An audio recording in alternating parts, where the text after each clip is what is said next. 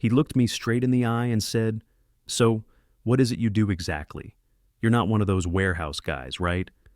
That was the first thing Curtis ever said to me. My name's Darren, I'm 32, live in Raleigh, North Carolina, and I'm married to Hannah, his daughter. Back then we were just engaged. She had warned me her dad could be a little much. I figured that meant overprotective, maybe blunt, not whatever this was. We met at some overpriced seafood place he picked out downtown, the kind of place with tiny portions and prices that made my jaw lock. He showed up late, wearing a gold watch that caught the light like it was planned. Didn't smile when he shook my hand, didn't even look at Hannah much. He just sat down, leaned back, and looked me up and down like he was doing a damn appraisal. I told him I managed logistics for a manufacturing company, not flashy, but solid, steady money, real responsibility. He tilted his head and gave this tight little smirk. Like I just said, I scoop dog crap for a living. Hannah tried to keep the mood light. She ordered wine, complimented the scallops. Curtis barely looked at the menu, just waved the waiter over and said, "Bring me the lobster and make it quick."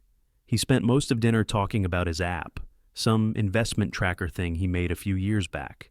Said he had top-tier advisors now and was looking into real estate in Florida.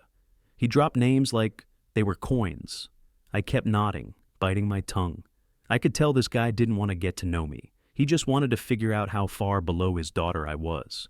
After dessert, which he didn't touch, he said he had to take a call and left us sitting there with the bill. Hannah apologized as soon as we stepped outside. She looked embarrassed. "He used to be so different," she said. "When my mom died, he worked construction jobs just to keep us going. He was humble, kind." I nodded, but I was still chewing on his smirk. "What happened?" She sighed. "His app took off about 5 years ago. Got rich fast. Ever since, it's like everything's a status game." I didn't say much else, but in my head, I knew exactly what he thought of me, and I wasn't about to let that slide forever, so we didn't wait for him. 2 months later, Hannah and I walked into the Wake County Courthouse and got married with zero fanfare. No white dress, no flowers, no guest list. Just me, Hannah, my sister Kayla, and my buddy Vince, who drove us and signed as a witness. We stood in front of a bored clerk under flickering lights, exchanged vows, and kissed. That was it. No one clapped, no one cried, and honestly, it felt perfect. Afterward, we grabbed burgers and milkshakes from a diner near the courthouse, sat at a booth, still in our regular clothes. Hannah kept staring at her ring and smiling like she couldn't believe it was real. I asked, "You good?" She nodded. "Better than good." I could tell she meant it, but I also knew what was sitting in the back of her mind. Curtis. He'd told her the week before that he wouldn't be coming, said he had business in Miami, some meeting about expanding his app or pitching to new investors. I don't know. I didn't care. I knew damn well it wasn't about business. He told her straight up he didn't support the marriage, said I was aiming up socially, like I was some leech trying to latch onto his daughter's name and status. That part stung more for Hannah than me. She didn't talk to him for a few days after that. I didn't fight it. Figured he'd cool off once he saw we were solid. I thought time would do what logic couldn't. And besides, I wasn't pressed to prove anything to that man. What he didn't know, what he never bothered to ask, was that I already had skin in the game. I'd been working logistics since I was 20, and thanks to my uncle, I had a quiet stake in a local trucking company. I also owned 2 rental properties just outside of town. Nothing flashy, but they brought in enough to cover my bills and then some. Hannah knew everything. I was always up front with her. But we agreed to keep it quiet. I wasn't interested in putting on a show for anyone, least of all Curtis. A week after the wedding, we had dinner at Kayla's apartment. She made ribs and cornbread. We ate on paper plates, drank cheap beer, and watched a movie. Real simple, real us. That night, Hannah scrolled through her texts and said, "He still hasn't said anything, not even a congrats." "Let him be," I said. "We're married. That's all that matters." She nodded, but I could see it still hurt her. A few days later, Curtis posted a picture of himself on a yacht with the caption, "Making moves, not excuses." No comment, no like. Just another reminder of what mattered to him. We weren't part of his image, and honestly, I was fine with that. 2 weeks after the yacht post, I started hearing things. First, it was Hannah's cousin Lacey who dropped a comment at a cookout. "Must be hard on y'all with everything so expensive now. I heard Darren's between jobs." I looked at her. Who told you that? She froze for half a second too long. Oh, I don't know. I just thought. But I knew exactly where it came from. Curtis. He had this group text with some of Hannah's family, mostly the showy side, the ones who cared about designer belts and $80 candles. He'd sprinkle in little shots at me like it was a game. Hope your man's bringing coupons to Thanksgiving. Better not let him park in the driveway. Oil stains are hard to clean. You know Darren's allergic to ambition, right? At first, Hannah would just roll her eyes and delete the messages. Then she started clapping back, telling him to grow up, defending me. But every time she fought him, I could see it chipped a little more off her. One night, she sat down next to me on the couch and said, I hate what he's doing. I hate that he's making people question you. He's not making me question me, I said. Let him talk. I'll handle it. She didn't press, just leaned on my shoulder and sighed. I wrapped my arm around her and let her be quiet. Thing about Curtis, he didn't come at you directly. He liked to chip away, death by 1,000 snide remarks. And he loved throwing parties, cocktail hours, wine tastings, charity dinners with overpriced steak and ego in the air. He'd invite Hannah, but not me. Or he'd say something like, You sure Darren wouldn't feel out of place around real money? Once he told her, I'm not excluding him. I just don't think he enjoys these kinds of settings. She replied, You mean the kind where you pretend to like people and brag about your stocks? He laughed like it was a joke, but it wasn't. Then one afternoon, Curtis texted Hannah and said he wanted to make peace. Said he was throwing a private dinner on the rooftop of this steakhouse downtown. He'd rented out the top floor, bringing in a private chef, some wine expert, and just a few close friends. He told her, Tell Darren to come. I want us to move forward. I didn't buy it. The man never once made an effort to talk to me like a person, but suddenly he wanted to make peace? Still, I wasn't going to give him the satisfaction of saying no. Hannah was hopeful. Maybe this is his way of trying, she said. A weird, expensive way. But still. I shrugged. Fine, I'll go. But if he starts anything, I'm not biting my tongue. She smiled. Fair enough. The night before the dinner, I ironed a button down and polished my shoes. I wasn't dressing up for him, but I also wasn't showing up looking like his stereotypes. Curtis didn't know it yet. But this game he was playing, he wasn't the only one holding cards. Hannah was buzzing the next morning. She woke up smiling, hair a mess, wearing one of my shirts, and said, I think this dinner's going to be good for you two. I didn't say much, just poured the coffee. She kept going. He's actually trying. That has to count for something, right? I gave her a nod, but my stomach was already turning. I'd seen Curtis do this before, fake friendly to set himself up as the bigger man. Later that afternoon, I got the text. It wasn't an invite, not even close. Hey Darren, heads up. The dinner's more for close friends and top-tier clients. Don't want you to feel out of place. No offense, but it's a certain type of crowd. You wouldn't get much out of it. I read it twice. The smugness oozed off the screen. No offense, that's how people always start before they say something offensive as hell. What he really meant was, you don't belong. Not in his world. Not at his table. Not next to his daughter. I stared at the message, fists clenched. Thought about showing it to Hannah, but the way she'd looked that morning, hopeful, like she believed he was finally stepping up, I couldn't take that away from her. So I deleted the text. When she got home that night, she asked, Did he give you the details yet? I looked her in the eye and said, I've got work. Can't make it. She didn't question it, just sighed, disappointed but trying not to make it a thing. All right, I'll still go. Maybe he'll surprise us both. I gave her a kiss on the forehead and said, Have fun. Be smart. That night, while she was getting dressed upstairs, I sat on the couch and scrolled through Instagram. Curtis had already started posting, a table full of high-end wine bottles, name cards, overhead shots of plated steaks and candles. Him standing with his arm around two guys in suits, captioned, Only the best at my table.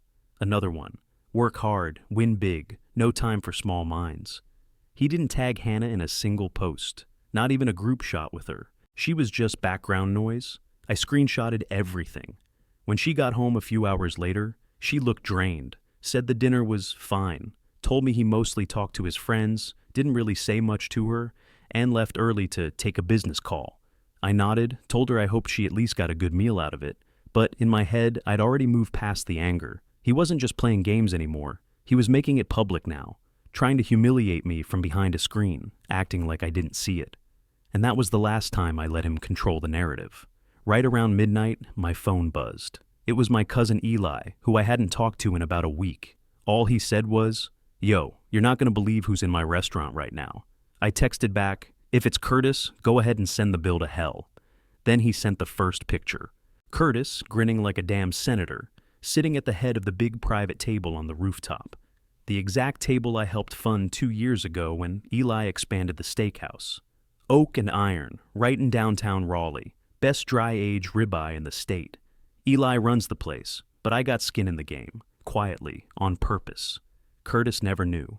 Eli called, "Bro, your in-law is something else. Loud, cocky, rude to the staff. His people ordered vintage bottles we don't even list. Had the chef whip up some off-menu crap for one of the wives." I rubbed my face, already annoyed. "How bad?" "Tab's over 3,200 so far. Not a single thank you to the server, no tip. And now he's trying to get a discount because he knows the owner." I grinned. "Did he name drop me yet?" "Oh yeah, said you were family. Asked if you could hook it up." I leaned back on the couch and said, "Make them settle it. Full price. Or have them wash dishes." Eli laughed. "Dead serious?" "Dead serious." I poured myself a drink and waited. About 10 minutes later, he started sending the real stuff. Curtis standing off to the side, arguing with Eli by the server station. Then one of the guys in his group, some stockbroker-looking dude in a silk shirt, flipping through his wallet like he lost something. Then came the apron shot. 2 of them, Curtis and another guy, actually putting on black server aprons over their dress shirts, red in the face, visibly pissed. Apparently their cards kept getting declined, and Curtis insisted the bill was confusing and too high for what they got, even though the receipt showed everything. "Tell him," I said to Eli. "This is what out of place feels like." A couple more pictures rolled in. Curtis helping stack dessert plates in the back, still trying to keep his voice down, still acting like it was some hilarious misunderstanding. But his smile was gone. All that smug energy, gone. I stayed quiet, didn't text Hannah, didn't call him, just watched.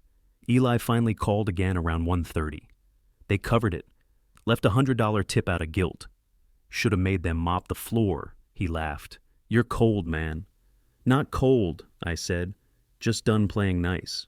That night, I saved every photo, every receipt, every text. Not out of spite, out of principle. He wanted to play status games in my city, at my table. He picked the wrong one. Hannah walked in the next night still wearing her heels and holding her phone like it was about to explode. She set her purse down, didn't even kiss me hello, and said, "Okay, what happened at Oak and Iron?" I kept my face flat. "What did he tell you?" She squinted. "He said there was a billing misunderstanding, that the place overcharged and tried to embarrass him. Said the staff was rude." I tilted my head. "That all?" She narrowed her eyes. "Why are you smiling?" I grabbed my phone from the kitchen counter, because I've got the whole story right here. She followed me to the couch, kicked her shoes off, and sat down. I opened my photo album and pulled up the pictures Eli sent. The first one, Curtis in the apron. Hannah blinked. "What the hell?" "Keep going." She swiped. Curtis with his hand in the air at the server station. Curtis stacking dishes. Curtis standing off to the side looking like someone kicked his dog. Then the final one. A blurry shot of him with the check in his hand, shoulders slumped, while one of his friends tried to Venmo someone. She slapped a hand over her mouth. Then the laugh hit her. Loud, long, that full body from the gut kind that had her leaning back into the couch cushion. She laughed so hard, she nearly choked. "He said he knew the owner," she gasped. "Said he knew the owner." I grinned. "Yeah, he name-dropped me." She paused. "Wait, you?" "Babe, that's our place. I've had a stake in it for 2 years. She stared at me like I just told her I was Batman. "Why didn't you say anything?" she asked. "I did. You just didn't realize how involved I was. I kept it quiet because I didn't need him thinking I was trying to prove anything." She looked down at the phone again. "You let him show his whole ass, at your own table." "He made that table a battleground," I said. I just stood back and watched him lose. She shook her head, still smiling, but quieter now. All this time, I thought you were downplaying yourself just to keep the peace. I was, I said, but I'm done with that.